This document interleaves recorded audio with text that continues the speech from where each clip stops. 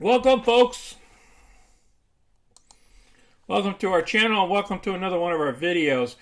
Today, the market went crazy. Whoa. It dropped. So we're going to discuss this and why the markets went south. Why we believe it went south. And we'll review the U.S. 10-year Treasury rate.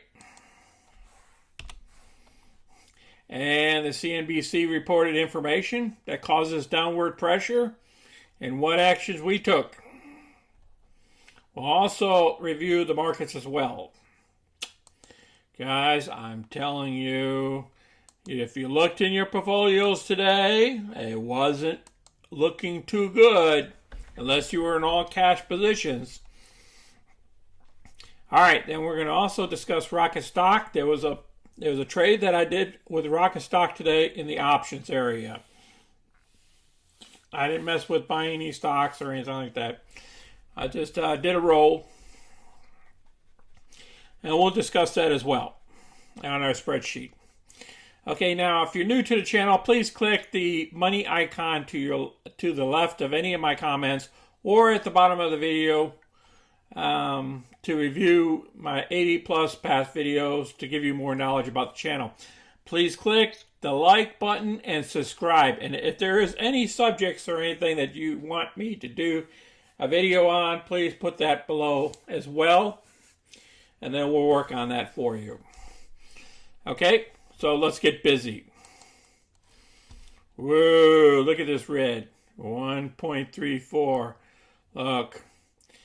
1.11. Dow dropped 345. Actually, it dropped further than that, almost 600 today. And Nasdaq dropped another 274 points, which is 2.11%. The Russell dropped almost 3% today. Whew. All right, let's go to the Russell real quick. Yeah. I want to go through the Russell because this is the tech. This is the tech area. Whenever you're dealing with tech, whether it's RKT Stock, whether it's AT&T, whatever it is in the tech field, MU, we do trades on MU. It's all a part of this Nasdaq, and a lot of it's a part of the Nasdaq 100s. Now let's go over the last 5 days. Let's go to full screen with this and what's been happening here and why we've been in turmoil. Look at this. Look at this downward pressure here. That's the 5 minute. Let's get more or less like a 15 minute here. It even looks worse. Okay. Now she topped off up here. Somewhere around the February 9th. Through February 17th or so, she topped off. And then she started dropping. And she came all the way down here. She had a sharp day here on 223. Then she went back up. Then she went even further down. I think she's about the same. That was about 226, February 26th. Then she went back up.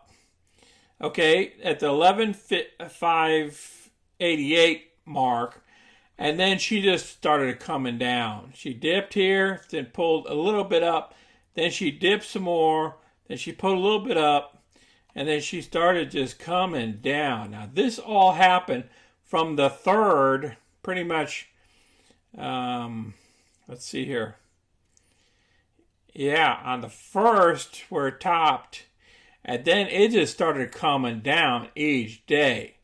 And then boom, it hit rock bottom today. I mean, it's just boom. When it dropped all the way down here to 12.555, it hasn't been at these levels for a while. Let me see if my chart will show it to me. Let's hit the 1 day. Maybe it'll show me that better. Okay, you see how the Nasdaq has been going up all the way since March or April. Remember that time period last year where the market just crashed. Okay, the last time it went from 9,700 all the way down here to 6,800. Then it started going upward motion here. And then it had a pullback back here in September time frame. And then it started going back up, and then it had a dip here. And then it starts just climbing, and bam, she's coming all the way down here. Now, she hasn't been at this level since over here, since January 5th. Okay, and before that, it was back here, December 21st. So we're back here at the December 21st level, technically, right here. This is a U.S. 10-year Treasury. Remember, I covered this in one of our other videos. Okay, it's very critical to understand what's going on here. Whenever the 10-year Treasury goes up, the tech stocks go down. And it has an adverse effect against them. It's just the way it is. It's how the correlation works. We haven't been at this level since last year, February 2020. Okay, so let's go ahead, go back here. Where's February 2020? Right here. This is where the market was. We were at 9,817 on the Nasdaq. Okay, so what has been happening? Why haven't we dropped as far as this level at this point? Well, the reason why we haven't dropped it is because what's been happening in the economy is we've been putting money into the economy. And that's been offsetting these techs, and it sends the techs off on a run. Normally when the stock market goes up, in the past, what we do is we raise the interest rates to rein in the stock market. Well, you got to understand, we were underneath another administration which used a different type of approach. Okay? Even though the stock market was hot, they made it hotter. Okay? So what happened was the stock market went way up. And it went way up. And I don't like to use the B word, but it got overinflated, a lot of the stocks. Remember, Tesla doubled, tripled. They went from here all the way up to here at 4 times their value. Remember what happened to Apple. Apple went up into the 2 trillion level, 2.5 trillion. Okay, so those stocks are in the Nasdaq. And they pumped this thing up. And then there's these other stocks that don't even belong with those multiples. They have those multiples. And that's what's been happening is growth took over. Because we've been adding to the market. We've been putting cash in there. Giving cash, putting cash in people's pockets. Which they kept putting into the market. Everybody started pumping up the market. Okay, and that's what's happening here. Now, what's going on is the yield is going up. The U.S. 10-year Treasury is going up. And remember, it hasn't been at this level since, you see it right here. Look at the level right here. We were at 9,800 on the Nasdaq. Will we drop down to 98 from 12,000 where we are now? It could. You know, we could drop all the way down to here. I'm thinking somewhere around 11,924 to reset. Okay? Because this, I think these are these two tops here will give it some type of protection. So I think we could have a correction down here. Is that more pain? Yes.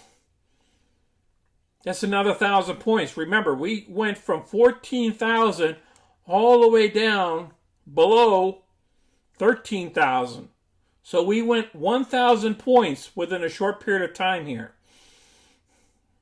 What's saying we can't go another 1,000 more points? There's nothing saying we can't. So just be aware of that. That's why you have to have certain percentage of your portfolio in cash, and have protection when you do your performing covered calls against your positions, especially for days like this. Look, a lot of things all in the red. Very few are in the green. All right, now let's listen to the Fed chair and what's sparked this stuff today.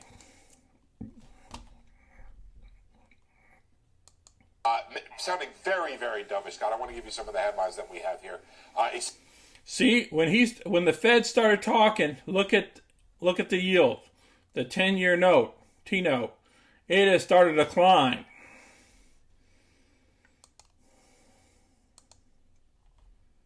It's going to take some time to achieve substantial further progress. You remember that's the language that they've used to signal when they might be reducing quantitative easing, but he's not in any hurry to do that. The speed of the rate rise, he said, was, quote, notable. He said it caught my attention, but didn't seem like a guy who was going to do anything about it real quickly. Inflation, he says, is set to increase, but he says that's likely to be temporary. There'll be reopening effects, some bottlenecks, but he thinks the economy and people who are looking at that will look through that and see it as temporary. He also notes the Fed has high standards for maximum employment. Goes on to say that we are likely to hit maximum employment this year. Economic outlook has become more positive at the margin. Here's a direct quote: "If we see inflation, we will be patient, and the Fed has a commitment not to raise interest rates just because the labor market is strong." I'll go back and listen again, Scott, but I hope you're getting the tenor there. He is in no hurry to do almost anything with Fed policy here. He's not all that worried about inflation. Noted the rise in rates. Didn't seem like he was going to do anything about it. I got the tenor. And you can see, this is where all the indices started to dip. Because that yield went up. It went up past the 150. I told you, once we hit 150, I said stuff's going to happen. I told you on the last video, just to be prepared for this. That's why I got all my margin available. Because we don't know how far we're going to go down. Okay? We don't. We have to be meticulous in what we do. And we have to cover our positions because we have no idea how high the yield's going to go and what effect that's going to have against the market. And I'm telling you guys, this could be a reality here. Like I said, this was the last time we were at 1.5. This was February of 2020. And remember, the Nasdaq was at 9,800. Let's say 10,000. Let's give it 10,000. We're currently at 12,723. If we drop down to 10,000, I'm telling you, a lot of stocks are going to get crushed. That means your Tesla will be worth 50% or 25% of what it's worth now. I'm not trying to put fear into people, but I'm telling you guys, unless people keep pumping money into the market, and you need to watch this and be very careful what you do, okay, and come up with a plan of how you're going to invest. And you just got to be careful. You might want to look at more like the banks, certain other type of inflationary trades that's not going to get you too much in trouble of a market drop. Find out what more or less like value stocks. Okay, maybe stuff with maybe a little bit of dividends and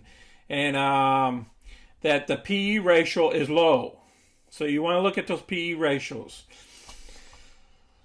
Okay, now we already covered the Fed chair. Now, this is none of the commentary from Bloomberg Markets. I will put all this stuff down below inside my, and to show more area. All these guys' videos will be down there, so you guys can watch their videos. Okay, they're Bloomberg Markets and then CNBC. Okay, listen to her. You see those yields spike, immediately people pull out of growth stocks. That's a relationship we know. What we didn't know was that this kind of sentiment would reflect across sectors. So you saw it in tech. but now it's taking down utilities, for example, it's taking down materials, even financials, which are said to actually benefit from higher yields. And I think that's a really interesting dynamic that you're seeing, that across the board, people are really getting spooked. And those energy names you mentioned in the green, that's really just a function of those OPEC comments you saw earlier. I think it's really interesting that more and more we're seeing this negative correlation created between yields and stocks, or maybe more basically that bonds and stocks are selling off or gaining on a different day at the same time. Richard Cookson wrote a great opinion piece today about how this could be an early sign of a value at risk shock. Are you hearing? Okay. Now this clown just said some things that didn't make any sense whatsoever. He's saying this stocks and bonds are selling off. They're not. Okay? When the 10-year rate goes up, it's not selling off. It's being bought up. Okay? And the market and then the stocks are going in the opposite direction. So this guy, he's a news commentary, and sometimes they say some stupid stuff. Okay, so don't listen to him. But I just wanted to point out the intraday. Okay, you see how the intraday, as soon as that happened, the Dow dropped almost 700 points. We're getting closer to 30,000 now for the Dow. The Nasdaq, see how far it dropped. It was 421. Okay, that was a 3.24% drop today. And the S&P dropped 2.42%. They should have been flatlined. Sometimes when you pick the S&P stocks, those are going to be your banks and stuff like that. Those should have been protected today. But it didn't. They fell too. Let's go back here to the chart here.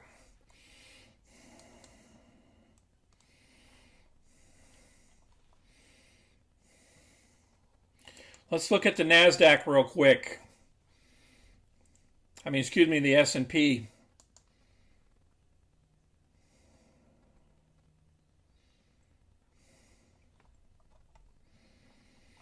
All right, remember, this was when the rate was right here on February 18th, somewhere around February 18th. Remember, the rate was 1.50. Remember, we're going back to the rate here. Remember, the rate here was February of last year, 2020. Okay, now we're going back to the S&P. This was when we were at 1.5. See? So how far does the S&P has to go to meet this level, to go back down here? That's 33.86. Right now the S&P is at 34.68. So it's not that far that they have to dip. They started dipping already as it dropped down below the 50-day moving average. So they could easily drop, I would say, right to this level here, to somewhere around 35.37. If we check 35.57, this is where the support's going to be for the S&P. So that's going to be about 200 points. So it's going to be about 4%, maybe a 5% dip. But it can go all the way down here. And if it goes down here, well, now you're talking about a 10% dip. And remember, you normally have between a 5 to a 10% correction before markets adjust to each other over the years. Okay, if you look at the five-year chart, you can see these corrections. We go up here, then we drop down here. Okay, then we go up here, then we drop way down here. Okay, and now we're going up here. We didn't have no big drop here. Okay, so therefore, we're due one. And I think she could come down to the 3,500 level of the S&P. And this would probably be a good time for it to do that. Okay, these are just my thoughts. You can put your thoughts down in the comments below. But I will tell you something. We've been pumping up the market for a while now, underneath the previous administration. Instead of keeping the market in check and keeping the S&P kind of like at bay, we allowed to go free reign and we just kept putting more logs in the fire. That's all we did. The economy was going bad, people was unemployed and stuff, but the market kept going up. Okay, now this guy here and they're going to talk about the semis on how they got smacked down. And this gentleman here is going to talk about this is a good opportunity to go shopping, to start dipping your toe back into the market. Selling pressure within the semis, especially given the fact that they are tied so closely to economic growth and recovery story. Yeah, good afternoon. It's a surprise and not a surprise, right? With the focus on interest rates and Powell, and really no change there, and the 10-year moving the way it is. We've got a buyer strike here, and some of the more favored names, have sold off. I would highlight the stocks. Was up 15% just 3 days ago. We've given back all of that, obviously, and looking ahead, we're in a pro-cyclical world. I think this is a great buying opportunity. I tell investors to get their shopping list ready, and I think now is the time to add. Nothing has changed fundamentally. Semis are in shortage, likely throughout all of 21 into 22. So I'd be buying today. What is that shopping list? What should that shopping list for investors include? 3 best areas: memory, semi-equipment, and analog. And within memory, Micron, WD are our favorites. In semi-cap, ASML, AMAT, and Lam.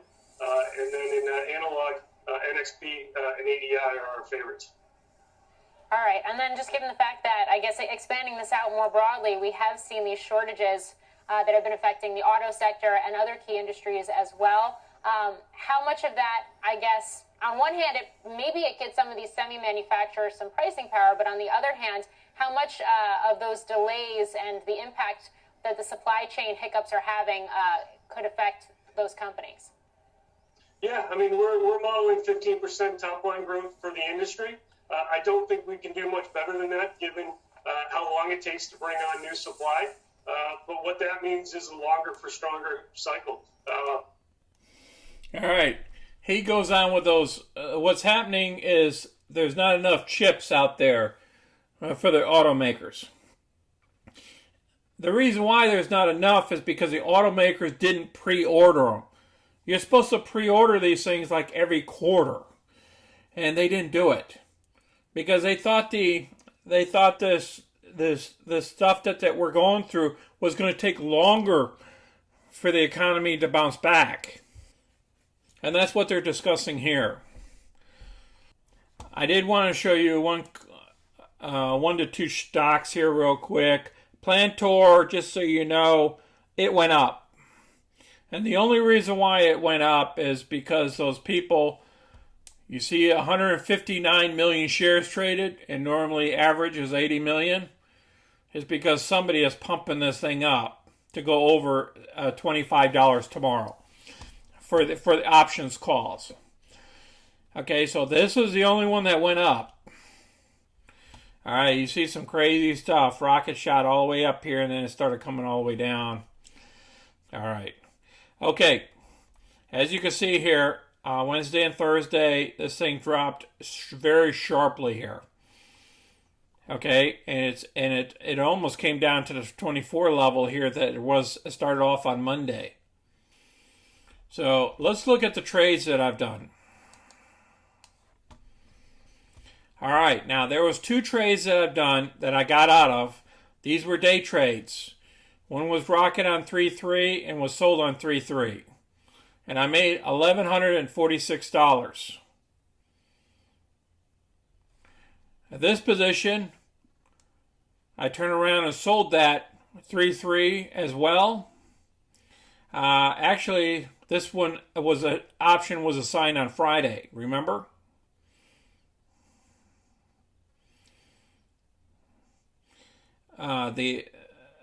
I mean, the option wasn't totally assigned. I had to sell the stock afterwards, excuse me. But anyhow, this option expired, and then we sold this thing in pre-market. And we got our $492. And then we got this $1,146, which came out to be, just so you know, came out to be $1,638 so far this month. All right, then what I did was I jumped into another position. I rolled this position over here because of the price movement. And I also got into two positions here, 500 shares each time. I'm trying to get an extra maybe $2,500 if it goes back up to $30 a share. So I rolled these things over today from the 35s. Remember the 35s up here, because I had 10 options, 5 here and 5 there, and then I rolled them over to the 30s here. So I picked up an extra $497 here and $497 there. And that was at the Rockets dip, the first dip about 9:30 this morning. So that's the roll that I did. From a 35 down to a 30 option, strike price. Okay, same thing here. 35 down to a 30. Okay, so give us extra profit. So I can hook these things up right. Now, even though the stocks are still lower below than 30, but we'll see what happens tomorrow, okay, on this trade. Now, Plantar, I believe we're going to go over $25 by the end of tomorrow. If we get some sort of reprieve tomorrow and the 10-year dips a little bit and this thing goes over 25, our option is going to be assigned, okay? Oh, by the way, this option got assigned early. It got assigned on 3/3, excuse me. I apologize. This 22 got assigned like on Tuesday. I didn't have no control over this assignment, sorry. We'll pick up another $631. And I'm hoping to pick up this full amount, $631, and I'm looking at picking up some of this money. We might have to hold this until dividends and then do another cover call on it tomorrow and roll it over for the next week. This position here. Back here. Now, I appreciate everybody watching my video. I know this was a lengthy video, but I had to show you guys where I think the market's going to go. If the interest rate's going to continue to rise, the Fed is not going to step in and do anything. Remember, we have a different person in the White House. The Fed was pressured the last time from the administration. This time, it's not going to be pressured. They're going to do what they're going to do.